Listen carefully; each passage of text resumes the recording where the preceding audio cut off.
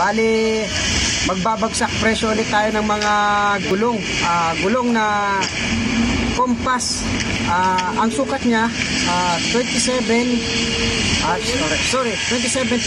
by 2.10. So ayun, gumagawa na naman tayo ng ganitong video. Ibig sabihin, bagsak presyo.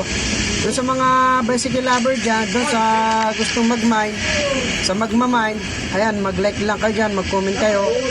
I-share nyo itong video natin, tapos paki-follow para yun po yung requirements natin para makuha natin siya sa murang halaga. Ang bentahan po natin dyan is 550. Pero syempre, ayan, gumagawa tayo ng video, bagsak presyo. So ngayon, ang bigayan na lang po natin yan is 100, sorry.